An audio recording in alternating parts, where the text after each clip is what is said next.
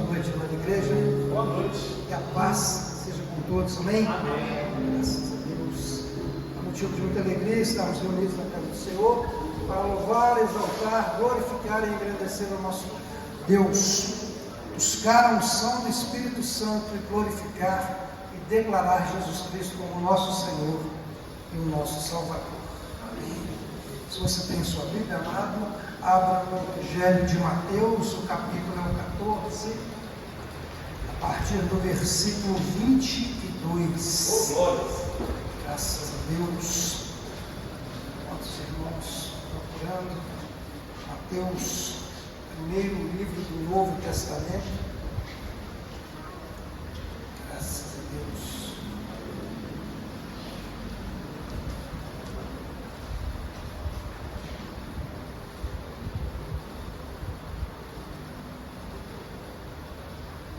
Amém, queridos? Graças a Deus. A palavra do Senhor nos fala no Evangelho segundo Mateus, no capítulo 20, no capítulo 14, a partir do verso 22, diz assim: logo em seguida, ordenou Jesus que os seus discípulos entrassem no barco e fosse adiante para o outro lado, enquanto ele despedia a multidão. Despedida a multidão, ele subiu ao monte para orar à parte. Ao cair da tarde, estava ali sozinho. Entretanto, o barco já estava no meio do mar, açoitado pelas ondas, porque o vento era contrário. Na quarta vigília da noite, dirigiu-se Jesus a eles, andando sobre o mar. Os discípulos, vendo caminhar sobre o mar, assustaram-se, dizendo: é um fantasma, e gritaram de medo. Jesus, porém, imediatamente lhes disse: tem de bom ânimo, sou eu, não temais. Respondeu-lhe Pedro: Senhor, se és tu, manda-me ir ter contigo por sobre as ondas. E ele disse: vem. Pedro, descendo do barco, andou por sobre as águas para ir ter com Jesus. Mas, observando o vento forte, teve medo e começou a afundar. Clamou: Jesus, Senhor, salva-me. Imediatamente Jesus estendeu a mão, tomou-o e lhe disse: homem de pequena fé, por que duvidaste? Vamos orar. Glórias. Glorioso Deus, Pai de poder e bondade infinita, Deus de poder e Deus de misericórdia, que és o Criador de todas as coisas, Senhor. A Ti toda a honra, todo o louvor e toda a glória para sempre. Nós estamos aqui diante de Ti, meu Deus, em oração, em espírito e em verdade. Estamos aqui para buscar a Tua presença, Senhor, para buscar a unção do Teu Espírito Santo em nossa vida e para declarar Jesus Cristo como nosso Senhor e o nosso Salvador. Faça-se presente no nosso meio, amigos. Em nome de Jesus, fale conosco, Senhor, aquilo que nós precisamos ouvir de Ti, Pai. Fale conosco, Senhor, através da Tua palavra. Fale conosco, Senhor, através desse humilde servo. E usa-nos, Senhor, como instrumento nas mãos do Teu Espírito Santo. Ó Espírito Santo de Deus, que o culto dessa noite seja feito segundo a Tua vontade, segundo a Tua orientação, segundo o Teu procedimento. Fique conosco, Pai, em nome de Jesus Cristo. Amém. Podeis assentar, povo de Deus.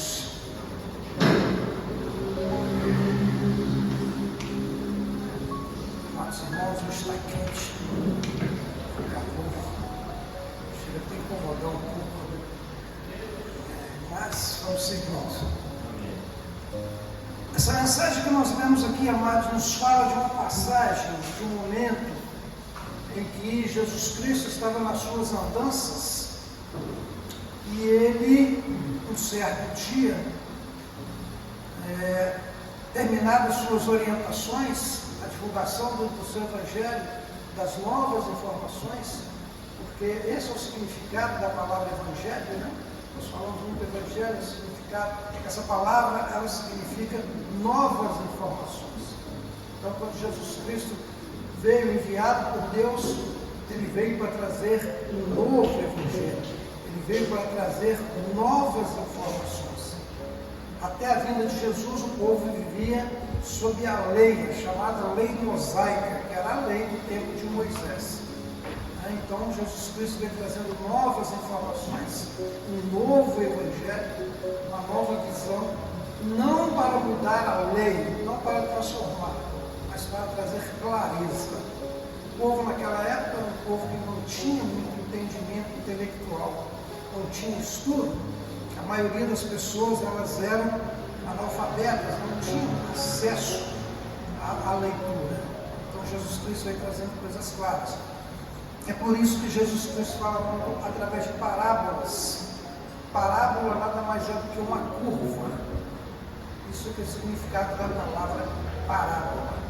Então Jesus Cristo ele tinha que dar uma mensagem ao povo, ele tinha que entregar uma mensagem ao povo. Então muitas vezes ele falava através de parábola, que era o que ele fazia, uma curva com uma história para que o povo pudesse entender a mensagem que ele tinha para dizer. Então, Jesus Cristo, certo dia, após ter divulgado a mensagem ao povo, chamou os discípulos e falou: olha, vocês embarquem, entrem no barco e passem para o outro lado. E podem ir depois ao encontro com vocês. Despediu a multidão e subiu ao monte para orar. Um detalhe importante, amados, da ida ao monte, Jesus Cristo ele gostava de subir ao monte, de orar, levava ali sempre uns 2 discípulos com ele, e se afastava do grupo dos discípulos e orar ele e Deus. Na internet de hoje nós temos algumas pessoas dizendo que não há porquê ir ao monte, que ir ao monte não tem validade nenhuma, não serve para nada, é perder tempo. Por que Jesus ia ao monte? Porque Jesus queria um pouco mais de queria um pouco mais, não de intimidade, mas ele queria ficar um pouco mais a sós com Deus. Ele queria ficar a sós com Deus. E quando a gente deixa a nossa casa, deixa o nosso lar, e a gente se propõe a ir ao monte, ou sozinho, ou com alguns amigos, ou até mesmo um movimento organizado pela igreja para ir ao monte, o que a gente quer é estar um pouco mais com Deus. Só isso. Às vezes orar em casa, eu me lembro que há alguns anos eu estava fazendo um curso e eu às vezes, na maioria das vezes, na maioria dos dias, eu me levantava às 5:30 da manhã, 6 horas no máximo, pegava todo o meu material de estudo, ia para a sala, fechava a porta da sala e ficava estudando até 8:30, por aí. E por que eu fazia isso? Porque eu sabia que depois que a minha esposa acordasse, que a minha filha acordasse, eu não teria mais aquele silêncio para eu estudar.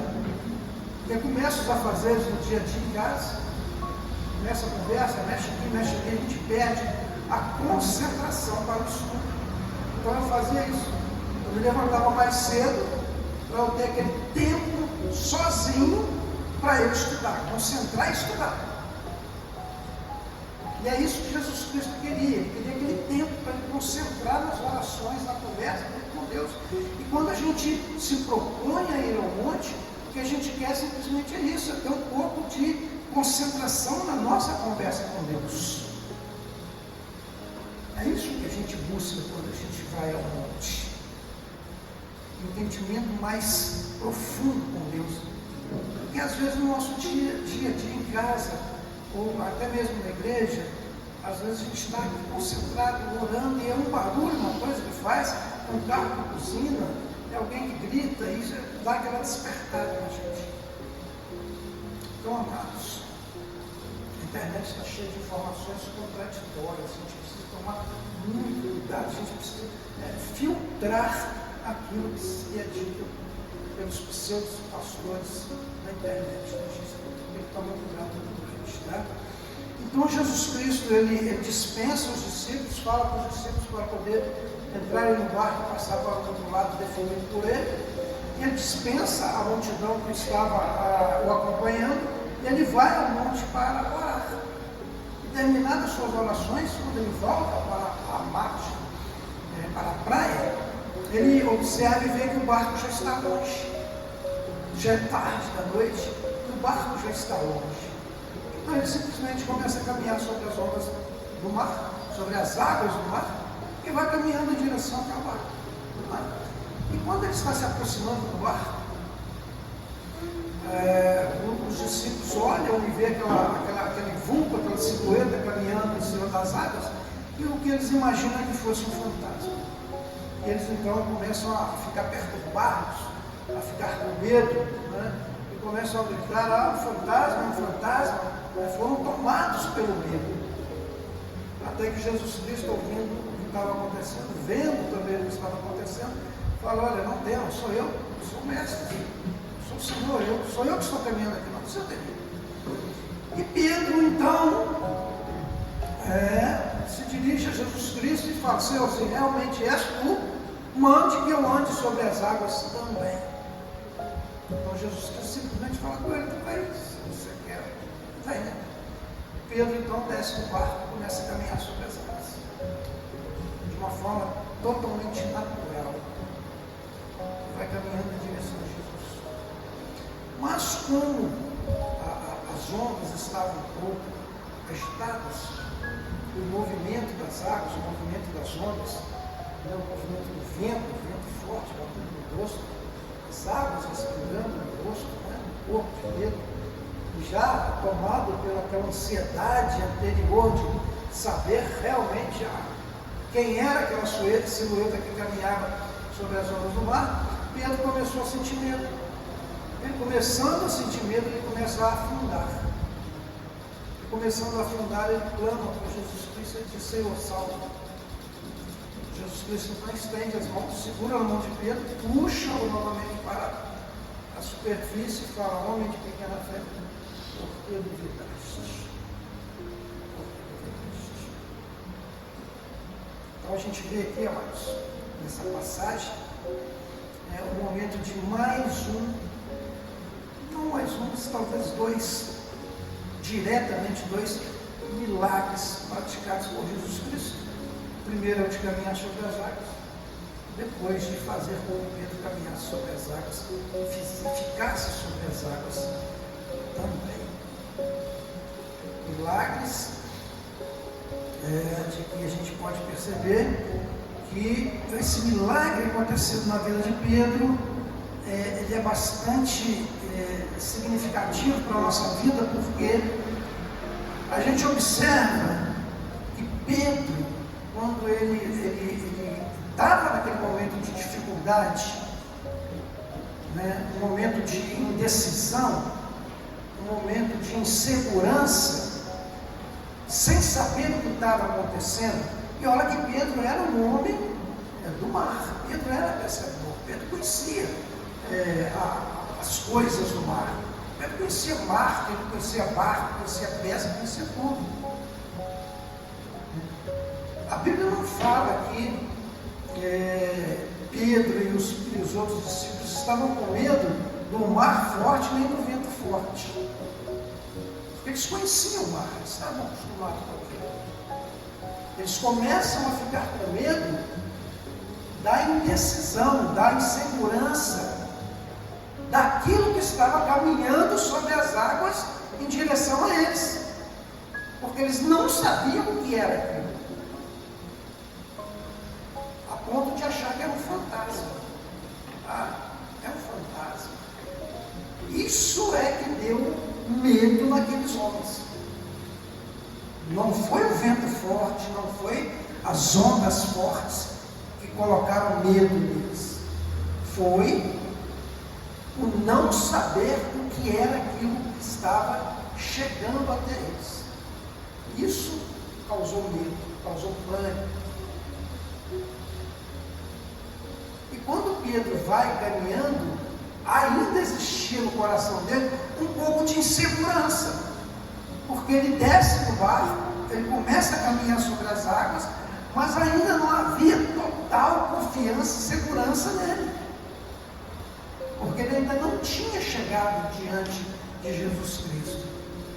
Mas a gente pode observar um pequeno detalhe, que enquanto Pedro caminhava observando Jesus Cristo, seguindo a orientação de Jesus Cristo, ele caminhou sobre as ondas. Enquanto Pedro olhava para a orientação e para Jesus Cristo, ele caminhava sobre a água.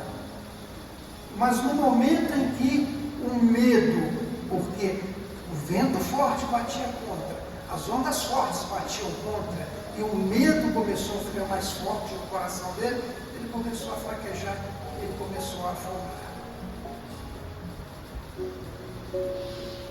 Começou a fraquejar e começou a afundar. Ontem, meus amados, ontem foi um dia de bastante alegria para mim, porque eu participei de um casamento, foi até lá na minha casa, um amigo meu, ele queria regularizar a sua situação com a esposa dele, perguntou se podia fazer o casamento lá na minha casa. Gentilmente, nós e a família cedemos, claro, não falaríamos não com ele, pela história particular da vida dele. Ele há algum tempo, trabalhador, sério, casado, tinha uma filha, tem uma filha, e infelizmente se envolveu com drogas e começou a ter uma vida muito conturbada. E essa situação foi piorando com o tempo, foi passando, piorando, acabou por separar da esposa, né? E afastou-se da filha, que não gostou, quase perdendo o emprego, que não gostou, e teve muitos problemas para internar em clínica de psiquiátrica, que não gostou, uma luta. Outro dia, ainda brincando, conversando com ele, eu falei com ele: rapaz, você me gastou 5 anos de oração no monte. Porque ele, então, começou a visitar uma igreja, foi se envolvendo na igreja, e lá reencontrou uma amiga dele lá de infância, e essa amiga estava na igreja, o ajudou bastante a se firmar na igreja, e acabaram se entendendo mais, né? E resolveram se casar. Eu falei com ele: cara, essa é uma alegria muito grande, porque você me gastou 5 anos de oração, de busca, de pedido, de choro, de gemido na oração, para que você pudesse se reencontrar. E quando eu olhei para ontem, no momento do casamento dele, eu vi ali um milagre de Deus. Milagre de Deus. E a gente consegue perceber nitidamente que o tempo em que ele não estava olhando para Jesus Cristo, o tempo em que ele não tinha Jesus Cristo na vida dele, na visão dele, ele só afundava cada vez mais. Mas a partir do momento em que ele passou a visitar uma igreja, passou a frequentar uma igreja, passou a ter intimidade com Jesus Cristo, a vida dele mudou. Ele teve a mão dele agarrada por Jesus Cristo, e Jesus Cristo foi puxando ele para fora.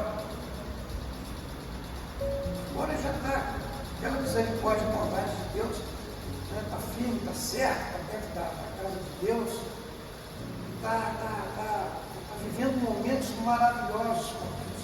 E a nossa vida, ela é assim, irmãos. Nossa vida é assim. Enquanto Pedro olhava para Jesus Cristo, enquanto Pedro tinha o foco dele em Jesus Cristo, ele conseguia caminhar sobre as águas. Ele conseguia fazer o impossível. Porque humanamente é impossível a gente caminhar sobre as águas. Não tem jeito. Aí fala: mas como que o navio fica sobre as ondas, sobre a água do rio, do mar e não afunda? Aí é questão de física, né, irmãos? É um negócio chamado empuxo.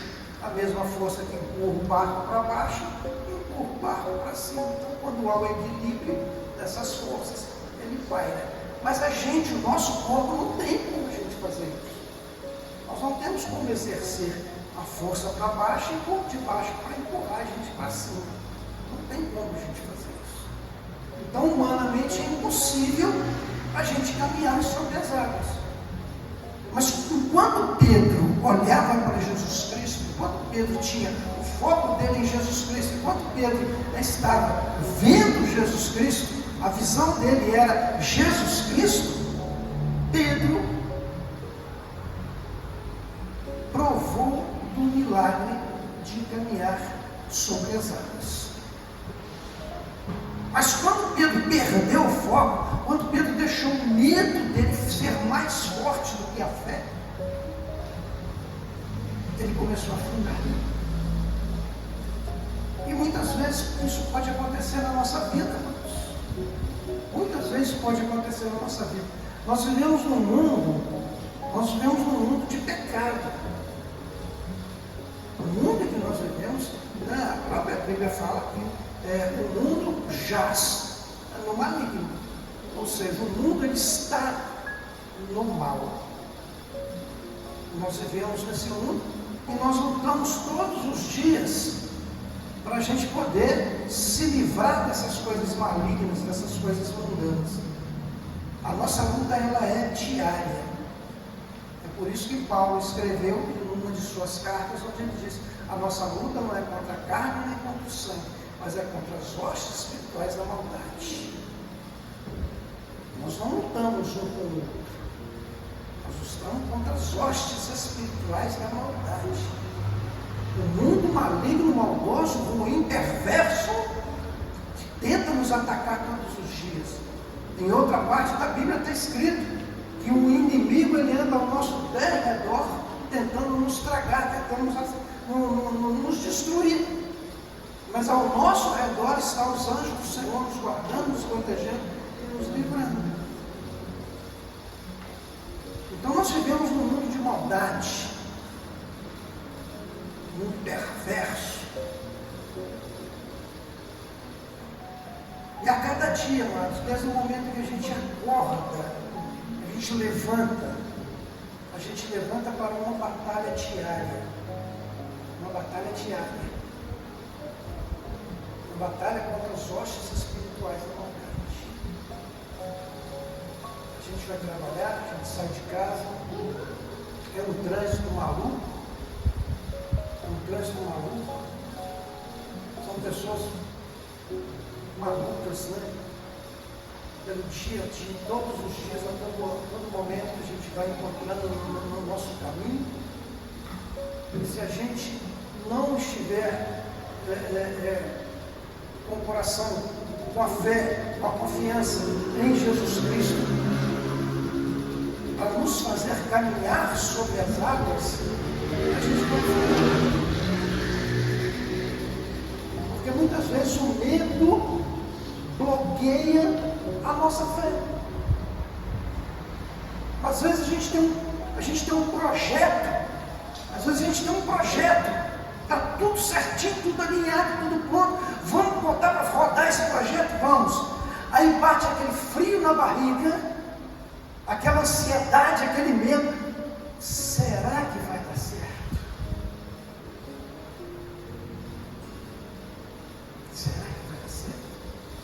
Não que a gente deva sair fazendo as coisas deliberadamente, sem buscar orientação em Deus. Não é isso. Nós que somos cristãos, nós aprendemos que tudo que a gente vai fazer, a gente tem que buscar orientação em Deus. Saber se a gente deve ou não fazer aquilo. Mas nós não podemos deixar o medo tomar conta da nossa vida. Nós não podemos deixar o medo ser mais forte e maior do que a nossa fé.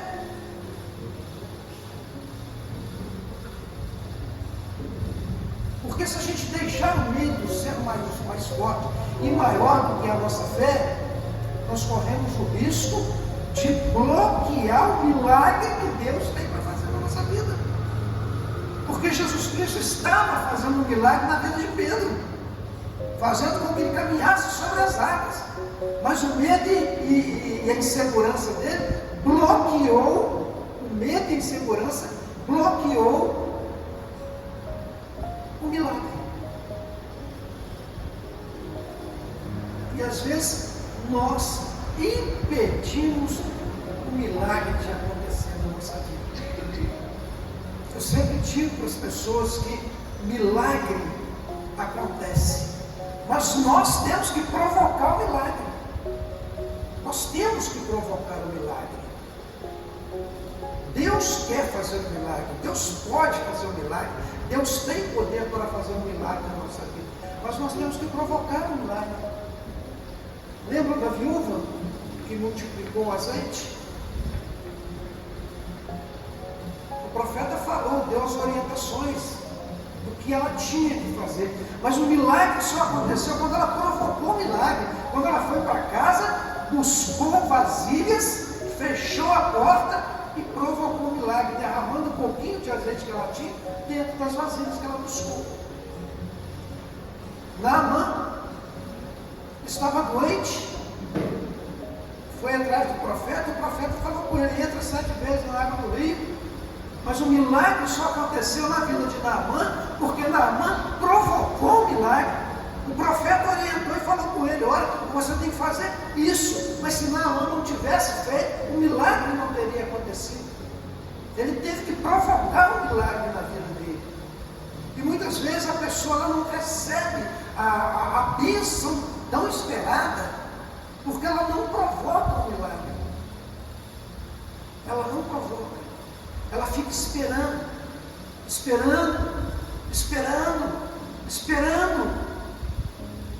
e o tempo vai passando, e o medo vai crescendo, a insegurança vai crescendo, e bloqueia a realização do milagre na vida da pessoa. A Bíblia fala que os tímidos não verão a Deus. Então nós precisamos ser o quê? Nós precisamos ser afoitos e para frente. Como eu disse, não devemos nunca tentar fazer alguma coisa sem buscar a orientação de Deus. Deus vai nos dar a orientação. Ai, mas como é que eu faço para buscar a orientação de Deus? Como que eu faço? Jejum, oração, obediência. Jejum, oração, obediência. É assim que a gente busca. Ah, mas Deus não fala comigo. Fala. E muitas vezes Deus fala de uma forma tão sutil que se a gente não estiver ligado, atento, esperando, a gente não vê que Deus está falando conosco.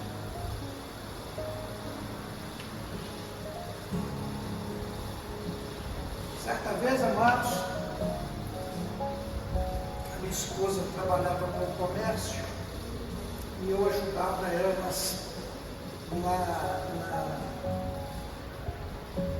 na parte burocrática. E tinha alguns débitos que seriam cobrados na sexta-feira. Então eu fiz toda a contabilidade da semana, vi o que eu tinha que pagar na sexta-feira, peguei o dinheiro e na quarta-feira eu fui até o banco, depositei tudo que tinha que depositar, estava tudo certinho, bacana, beleza. Na quinta-feira, à tarde, eu resolvi, pessoal, pensei comigo, né? Amanhã vai entrar todos esses débitos aqui na conta, deixa eu ver se está tudo certinho, bacana. E quando eu olhei, todo o depósito que eu havia feito havia sido estornado. Não tinha dinheiro na conta. Aí na sexta-feira eu fui até o banco para ver o que tinha acontecido, porque eu tinha certeza que eu tinha depositado, eu mesmo depositei em dinheiro vivo. E aí o funcionário do banco me trouxe um envelope, eu havia depositado através de envelope. Ele me trouxe um envelope e falou: esse envelope que você depositou está vazio. Falei para ele: é impossível estar vazio, porque o volume de dinheiro que eu depositei foi um volume alto, não foi um pouquinho de dinheiro, um volume alto de dinheiro que eu depositei, e eu mesmo depositei, não pedi ninguém para depositar. E aí, amados, o tempo foi passando, deu 30 minutos, 1 hora e meia, 2 horas e meia, nada se resolvia, o cara sempre falando, não, o envelope está vazio. Eu falei, não, cara, tenho certeza que eu depositei. Então vamos lá conversar com o gerente. O gerente falou comigo, disse, olha, já é sexta-feira, 6 horas da tarde, e não conseguimos resolver nada, só pode voltar na segunda. E a gente vai ver o que aconteceu. Eu falei, tá bom, eu volto segunda-feira, não tem problema não. Ok, segunda-feira você pode ir a gente resolver isso. Saí do banco, entrei no meu carro, estava indo embora para casa, e aí eu parei no sinal. Na minha frente parou uma van. E aí quando eu olhei para cima, assim, amado, estava escrito no vidro de trás da van: Deus está no controle. Amém. Falei, glória a Deus. Vou para casa, vou aproveitar meu final de semana com a minha família, sem problemas, sem estresse. Segunda-feira eu resolvo isso porque Deus está no controle. E aí na segunda-feira, quando eu cheguei no banco, fui lá na mesa do gerente, meu gerente sentou lá, falou comigo, olha, nós avaliamos todas as situações envolvendo o seu depósito e o banco vai te devolver todo o dinheiro. Tá certo? Eu falei, tá ótimo, vai devolver? Vai. Então tá bom. Pode dar uma olhadinha na sua conta, vai lá no caixa eletrônico, ver se o saldo está lá. Eu fui lá, olhei, tirei o papelzinho e falei, tá aqui, o saldo está certo. Está certinho? Está certinho. Está resolvido o problema? Está resolvido o problema. Muito obrigado, continha, até uma próxima oportunidade. Fui para casa, não se resolveu. Mas a forma como Deus falou comigo, e quis falar comigo, e quis me avisar de que Ele estava resolvendo a situação, foi através daquela frase que estava naquele carro.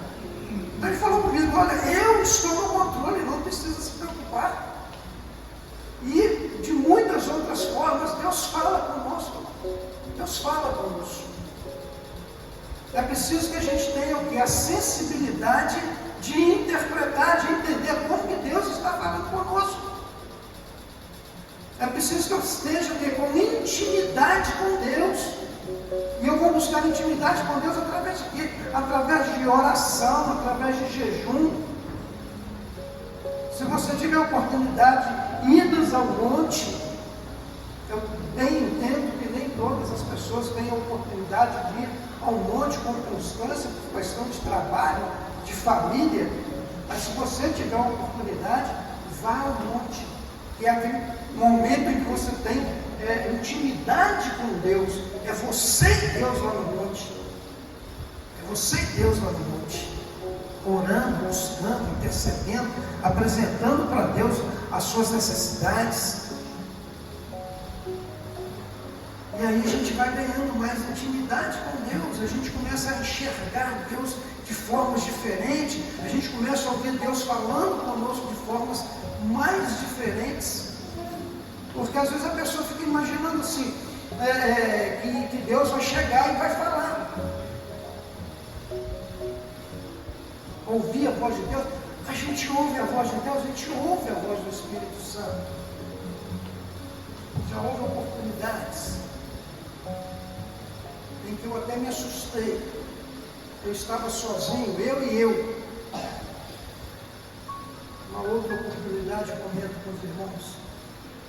Mas, irmãos, a gente precisa estar com a nossa fé alicerçada em Jesus Cristo. Amém. A gente precisa andar olhando para Jesus Cristo. O nosso foco tem que ser Jesus Cristo. Por mais problemas que a gente tenha, e falar que a gente está vivendo nesse mundo que não tem problema, é uma verdadeira ignorância. A gente tem sim. A gente tem problemas, porque nós somos seres humanos vivendo, convivendo com seres humanos, vivendo num mundo insano. Os problemas estão ao nosso redor a todo instante, e a gente tem que estar buscando a solução em Jesus Cristo. A gente não pode deixar o medo, a insegurança ser mais forte do que a nossa fé. Pedro deixou o medo e a insegurança ser mais forte do que a fé dele em Jesus Cristo. E olha que Pedro andava, vivia, comia, dormia com Jesus. Mas a gente tem que lutar contra isso. A nossa fé tem que ser uma fé, amados, inabalável. Tem que ser uma fé inabalável. Eu não vejo, eu não escuto, eu não sinto, mas eu tenho a minha fé. Eu não vi Jesus Cristo, mas eu tenho fé. Nós começamos hoje, amados irmãos, a Semana Santa. Hoje é um domingo chamado Domingo de Ramos, né? Em algumas outras denominações, eles comemoram o chamado Domingo de Ramos. Por quê? Porque na entrada de Jesus Cristo em Jerusalém, quando ele estava indo para celebrar a Páscoa, as pessoas, sabendo que Jesus Cristo estava chegando, elas abanavam, né? E agitavam ramos de palmeiras, na intenção de saudar a passagem de Jesus Cristo. Então, por isso que é chamado de Domingo de Ramos. E nós entramos essa semana, uma semana muito mística. Sexta-feira que vem, amados, a sexta-feira da Paixão, é um dia extremamente místico, onde muitas religiões utilizam desse dia como um dia especial para fazerem diversas simpatias, diversas situações. Vou procurar uma palavra bonita hoje, porque qualquer coisa que a gente falar hoje pode ser interpretada de forma estranha. Então, são pessoas, são religiões que buscam fazer atividades espirituais ligadas à sexta-feira da Paixão. Então, a gente tem que tomar cuidado, muito cuidado com a sexta-feira da Paixão, muito cuidado. Não desligue a sua fé. Pode ser, principalmente essa semana, em especial na sexta-feira. Esteja atento, ligado em Jesus Cristo, a sua fé em Jesus Cristo. As adversidades virão, os problemas surgirão. A onda vai tentar me engolir, vai. O vento vai tentar me engolir, vai. Mas eu vou continuar com a minha fé em Jesus Cristo, voltado em Jesus Cristo, enxergando Jesus Cristo, acordando Jesus Cristo, passando o dia Jesus Cristo, dormindo Jesus Cristo, comendo Jesus Cristo, bebendo Jesus Cristo, tudo Jesus Cristo, sempre, sempre, sempre. Ah, irmão, você é fanático, não tem problema. Pode me chamar de fanático, já fui chamado de fanático várias vezes, não ligo. Pode me chamar do que quiser, mas eu não vou deixar a minha fé em Jesus Cristo. Não vou. Não vou. Eu estou beirando 30 anos. Eu conheci, aceitei, entreguei a minha vida nas mãos de Jesus Cristo. Não me arrependo disso. Nem um dia eu me arrependo. Não me arrependo. Ah, você não tem problema, não? Tem.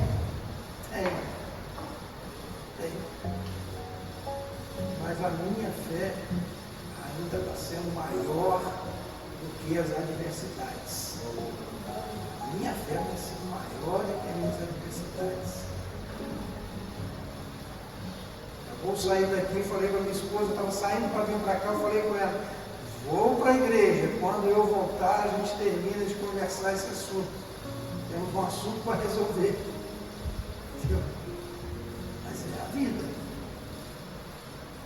Então, amados, a mensagem hoje é: tenha a sua fé, a sua visão, sempre o seu foco em Jesus Cristo. Amém? Se você puder colocar-se de pé, vamos receber o pastor Júnior, dizendo glórias ao Pai, glórias ao Filho, glórias ao Espírito Santo, e as palmas louvam o Senhor.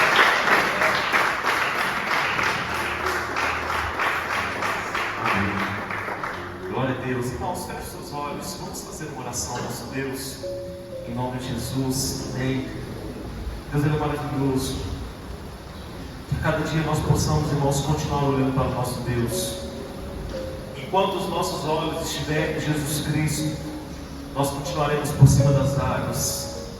Meu Deus, nós te louvamos, Senhor, por essa palavra tão maravilhosa, Deus, que o Senhor nos trouxe aqui nesta noite. E nós oramos aqui, Deus, confirmando, Deus, declarando que os nossos olhos precisam a cada dia, meu Deus, estar em Jesus Cristo. As adversidades, as tribulações, as circunstâncias, às vezes querem nos fazer parar, querem nos fazer temer. Os problemas, ó Pai, às vezes, ó Pai, os gigantes desta vida querem, ó Pai, nos tirar os nossos olhos de Ti. Mas Deus, que a cada dia, independentemente de qualquer coisa, nós possamos, ó Pai, continuar em Ti, olhando para Ti. E que olhando para Ti, Deus, nós sejamos sempre, ó Pai, mais do que vencedores. E que olhando para Ti, Deus, nós não venhamos temer o mal, que nós não venhamos temer as tempestades, que não venhamos temer as aflições, porque olhando para Ti, nós vamos saber e crer, meu Deus, que maior é o que está em nós do que tudo aquilo que está no mundo. Que o Senhor, ó Pai, nos ajude, Deus, a nos firmar em Ti. Como pessoas que hoje, Deus, talvez elas entraram aqui, mas ao mesmo tempo que estão aqui, Deus, a mente, os olhos, estão tantas coisas que estão acontecendo lá fora. Problemas que ficaram, meu Deus, no trabalho, que ficaram no emprego, que ficaram, ó Pai, com os vizinhos, no casamento, enfim, Deus. Nós vamos continuar olhando para o Senhor a cada dia, e o Senhor nos dará sabedoria, o Senhor nos dará força, o Senhor nos dará ânimo. Em nome de Jesus, meu Deus, nós te pedimos, Pai, que assim seja, amém, e graças a Deus, amém. Irmãos, aplauda o Senhor mais uma vez em nome de Jesus.